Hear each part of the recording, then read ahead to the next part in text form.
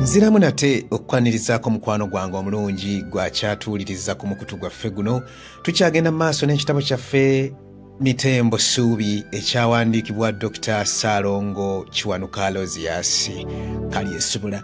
Kitabo kya mulembe gwaffe era gwe wenna gwe kikutte omugamba nga weetaazeeko kopi osobola okugifuna mu matundiro g'ebitabo ag'enjawulo mwe tukisaasaanyiriza nga Mukono Bookshop, Uganda Bookshop, Aristotle Bookshop ne ku mulyango gwa Bulange ku mitwalo 4. Ku mulundi ogwasembayo twasemba tukyali mu ssuula yaffe eno obukulembeze n'okulonda era nina okukkiriza nti ku mulundi guno tugenda kubeera nga tufundikira essuula eyo mu kitundu kyaffe ekyokutaano.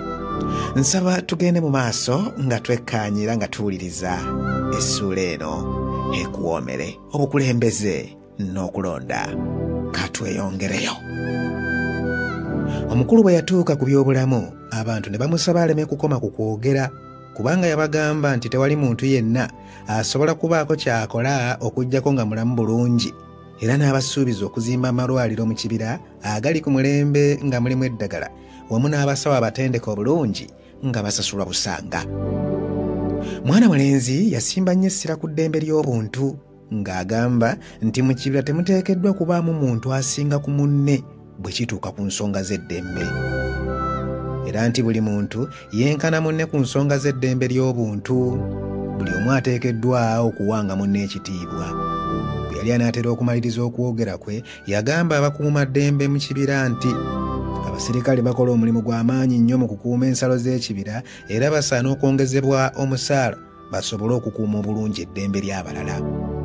Omukulu bwe yali anaatera okuwunzika ebigambo bye yasinya ku nfuga egabanya obuyinza mu bannakibira era nakkaatiriza nti ekibira kiteekeddwa okwettanira ennyo enkola ennuŋŋamu egabanya obuyinza nga buli kitundu kya ddembe okwekolera ku nsonga zaakyo mu bwesimbu obutaliimu bukuusa. Bannakibira abaali bawuliriza omukulu ng'ayogera ku by'okwongeza emisala gy'abakuumaddembe n'abakozi abalala ne bagambagana mu mitima gyabwe nti oyo omusajja asaana kuwagirwa nnyo kubanga yalimu ekitangaala ekipya ekinaayamba abantu abangi okwenunula mu bwavu obukudde ejjembe mu kibira. Bwe yali akyayogera omusirikale omu n'agamba banne nti kituufu omusajja oyo asaana kuwagira ate nnyo. Bakama baabwe tebaabatte nga bategedde nti beegasse ne Mitembo. Omuserikale oyo bwe yamala okwogera, omuserikale omulala n'abuuza banne nti kale bakole batya kubanga balaba omusajja ddala abalumirirwa naye ebiragiro bakama baabwe bye babawadde tebibakkiriza kumuwagira. N'amaliriza ng'awa banne amagezi nti bateekeddwa okukuba abantu b'omu kibira emiggo emingi, abalala battibwe bwe kinaayitirira bannakibira beekyawe basitukiremu balumbe omufuzi w'ekibira omukulu Mawale bamuggyeko. Banaatuuka ku mutendero ogwo nga nabo balyoka beegatta butereevu ku bannakibira nga bawamba Mawale nga batuuza Mitembo ku ntebe enzibe. Awo ng'emisaala bafuna emisava. Baali bakyali ku bigambo by'emisaala ate Mitembo naawe abasuubuza essanyu ng'agamba nti anaakendeeza ku misolo egigerekebwa ku bintu eby'enjawulo nabo basobole okukulaakulanya ekibira.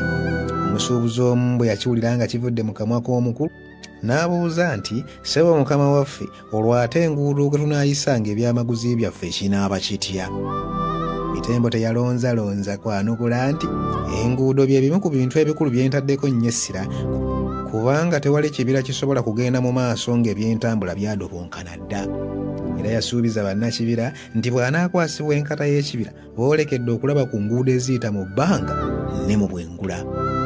Omukulu Mitembo bwe yatuuka ku nsonga y'obwavu obukudde ejjembe mu bannakibira yagamba nti kyali kigenderera okuggyawo ebibiina by'obwegassi mu kibira kubanga ebibiina ebyo byali biyambye nnyo mu kukulaakulanya abalimi nga n'obwavu baabufuwadda mu ng'ombe. Yayongera okujjukiza abantu nti mutunule mulabe ssente bwenaabuuse nga walinga awataliiwo bakugu basobola kuteekerateekera byafuna bya bannakibira. Abantu abaali baliraanye omulenzi ng'asunsula ensonga katabava essanyu era omu ku abo yeesoolayo n'akuba enduulu ey'omwanguka eyasomba abaserikale b'Amawale ne bajja bakwata Mitembo okumujja mu kifo yali ayogerera okumpi ne we baali bawandiisiza abaagala okukulembera ekibira.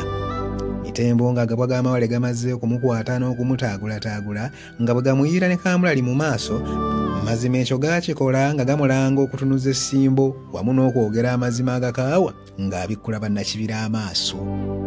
Abantu abaali bamuwerekeddeko nabo tebaalutonda ku lunaku olwo, kubanga abamu baabakuba amasasi ku magulu, abalala engoye ne baziyuza, abandi amaaso ne gaziba olw'omukka ogubalagala gwe baabafuuyira mu maaso. Akavuvuŋŋana ak'amaanyi akaaliwo agabwaga omukulu Mawale gaalaga obukugu mu kugajambula abantu abaagala eddembe, kubanga Mitembo baagenda okumutuusa awakaawe ng'empale keeba ekkooti nga biwero byennyini ebiyuziddwa ebitaliiko agamba nti zaabadde ngoye matiribona. Mitembo ly'essuubi lya buli muntu ayagala emirembe okubukala mu kibira, naye essuubi eryo liyigganyizibwa abantu abajja n'omusaayi okuguyingiza mu nnyumba. Olaba obwakabaka bw'abamawanga bukaaba, ate olwo oyo omwana omuto eyeewaayo okuleetera abangi eddembe. Olowooza byayitamu tebitiisa okuwulirwa abamulabako? Nga bwe bagereesa ku nnumba mbu eruma ebalagala esiiwa, ne Mitembo bw'ali kubamuwalana, kubanga bwe yamala okuteekamu engatto okugenda okwewandiisa, yagenda okuteeka ekigere kye wabweru w'ekikomera kye, yasanga abalumbaganyi b'amawale bamuzinzeeko dda. Yagenda okuyingira mu lufutansa ye ng'agabwa g'omumpembe Mawale bali butoola naye, gaatandikirawo okumugobaganya n'okumufutiza nga gaagala gamulemesa okutuuka we baali bagenda okubawandiisiza mu budde eri ku lubalama lw'ekibuga ky'Ekyambogozi mu Kyaddondwa.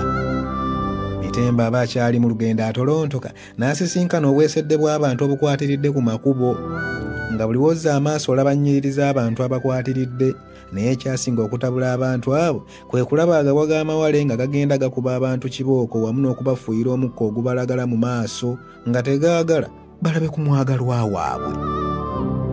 Ekyo kyanyiiza nnyo bannakibira abaali mu ssanyu, era bangi ku lunaku olwo baalugulamu obulamu.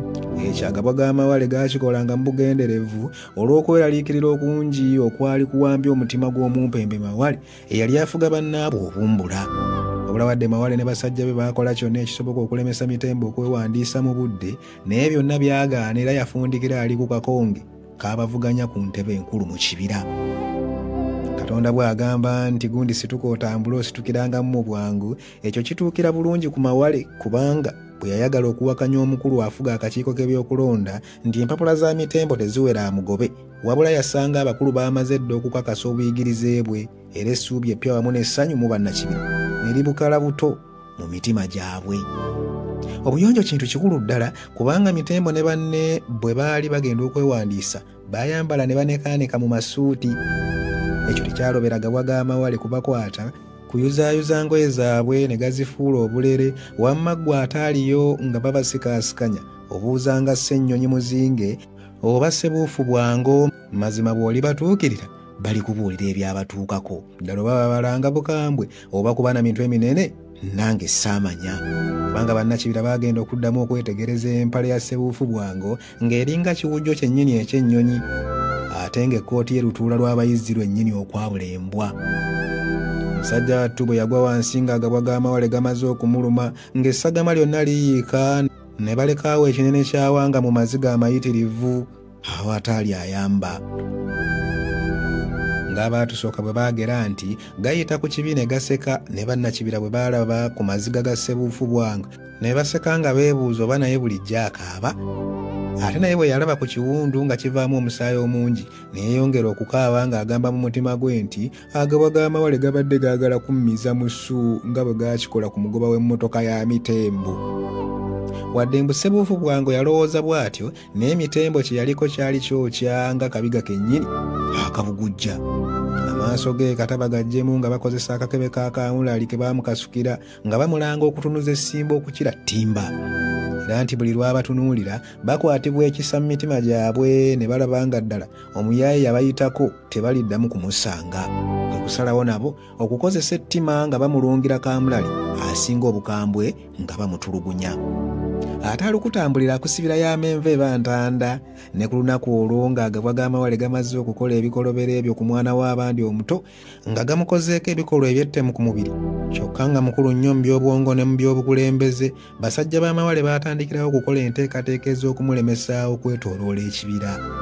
Okumanya Mawale ne banne baatuuka wala mu kutya omuto, baamuterawo obukwakkuliza obuzibu gwe mu kunoonya obuwagizi mu bannakibira, ne basalawo nti bw'aba ayagala obuwagizi mu bannakibira abunoonye ng'ayita ku luleereetu ne ku terefayina. Olowooza nno baali beekwasa ki? Nga beekwasa Nawookera wa Lumiima Mawuggwe eyali agudde mu kibira kyonna, ng'abo kampeyini baazikubanga nga bwe baagala. Ekyo baakikola olw'okutya amaanyi g'omuto, ate nga baali bakimanyi bulungi nti tebakyalina buganzi mu bantu okuggyako okubeesibako obwesibi. Baatuuka n'okumugaana okwogerako eri bannakibira ng'asinziira ku mayengo ga laadiyo ne TV, kyokka ng'ate ze baali basazeewo okukubirako kampeyini. Mwana wattu embeera bwe yatuuka awo, obudde ne bwonooneka okukira emmere egaze, kubanga waaliwo ekintu ekyakolebwa basajja b'amawale ekitaliva ku bannakibira. Baakituusa ku mitembo eyali amaze okusasula emisolo gyonna okugenda ku laadiyo emu okwogerako. Bwe yali agenda okuyingira ekizimbe okuli ekitebe kya laadiyo eyo, n'agaanibwa agabwa g'amawale okuyingira munda mu kizimbe. Olulala yali ali munda mu laadiyo ng'ayogera, ab'obuyinza ne baggyako amayengo ga leediyo. Tebaakoma okwo ne bamusikayo nga bamuwalula ng'ekyokuttale okumutuusa wabweru w'ekizimbe.